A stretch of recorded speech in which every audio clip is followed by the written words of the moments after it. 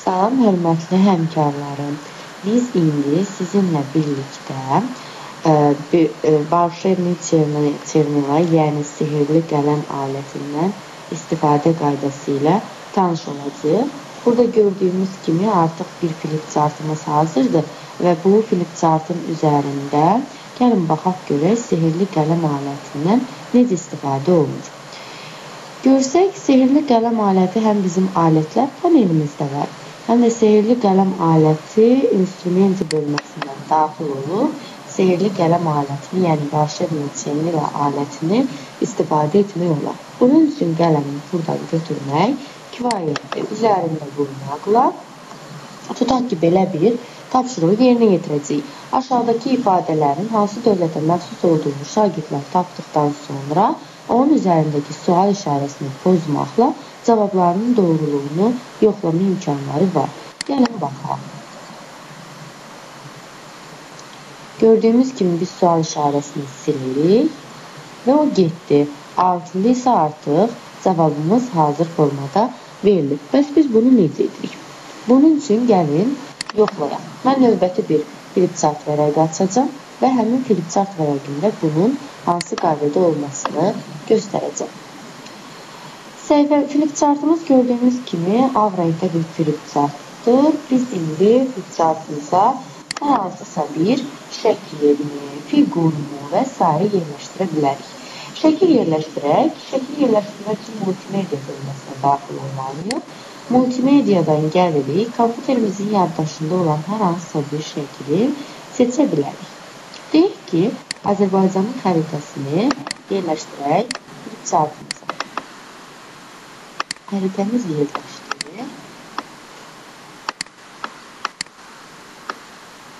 və biz bunu təbii ki, müəyyən bir tapşırıq əsasında verəcəyik. Yerləşdirdikdən sonra bu xəritəni flip chartımızda hərəkət etməməsi üçün möhkəmləndirəcəyik. Üzərində sağ düymə vurmaqla zabit proqram edirik və artıq xəritə flip chartımızda hərəkət etməsi haldadır. Və onun üzərini hər hansısa bir fiqurla örtürük. Bunun üçün alətlər panelindən fiqura daxil oluruq. Hər hansı istədiyimiz bir fiqur formasını seçə bilərik. Mən də bucaq seçirəm. Onun çölünün rəngini və içərisinin rəngini müəyyənləşdirə bilərsiniz. Və təbii ki, tamamilə örtmək şərti ilə xəritənin üzərində həmin fiquru çəkirik. Fiqurumuzu çəkdik. Artıq fiqurumuz hazır. Fiqur görür ki, burada hərəkət edir. Fiqur hərəkət etməsin deyə onu da həmçinin səhviyyə zabitləşdirir. Daha sonra səhifələr icmalçısı panelindən təbəqələr icmalçısına daxil oluruq. Burada bizim silməli olduğumuz hissə hansı hissədirsə, o hissəni buradan yuxarı qaldırılır.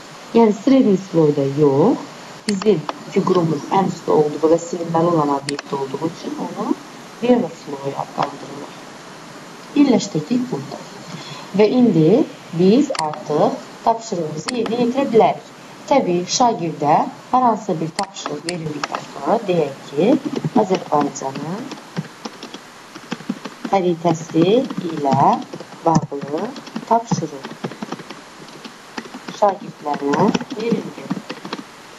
Şagirdlər cavabı yoxlamaq üçün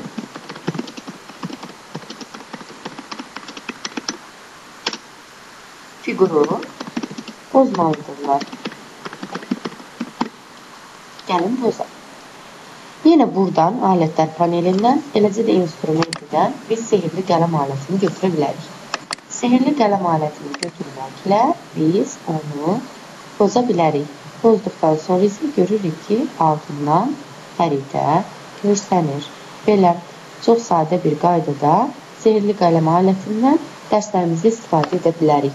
Diqqətinizə görə təşəkkür edirəm.